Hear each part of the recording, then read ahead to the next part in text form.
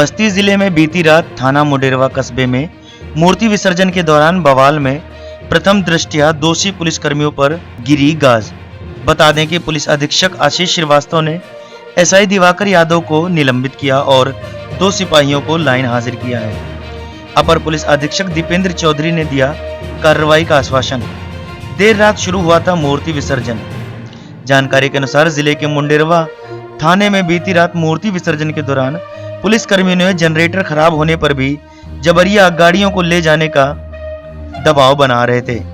इस बीच एक लड़की के पैर पर गाड़ी चढ़ गई, जिससे लोग उग्र हो गए। 28 एवं 29 अक्टूबर की रात्रि में 12 बजे जनपद बस्ती के थाना मुंडेरवा में कस्बे की लक्ष्मी गणेश की मूर्ति का विसर्जन चल रहा था। मूर्ति विसर्जन जुलूस में आखिरी मूर्ति निकल रही थी। उस समय पुलिस ने उनको तेजी करने के लिए बोला। इसी क्रम में पीछे चल रहे जनरेटर का पहिया एक बच्ची के पैर पर चढ़ गया, जिसके बाद वहाँ पे भीड़ आक्रोशित हो गई और उन्होंने पुलिस के ऊपर अभद्रता का आरोप लगाया। इस संबंध में उच्च अधिकारियों द्वारा मौके पर पहुंच करके पब्लिक को समझा बुझा करके सभी मूर्तियों का सकुशल विसर्जन कराया है।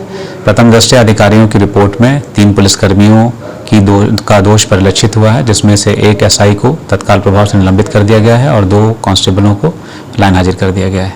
इस पूरे प्रकरण की जाँच सीओ के द्वारा की जा रही है। मूर्ति विसर्जन सकुशल हो गया है। मौके पर शांति व्यवस्था कायम है।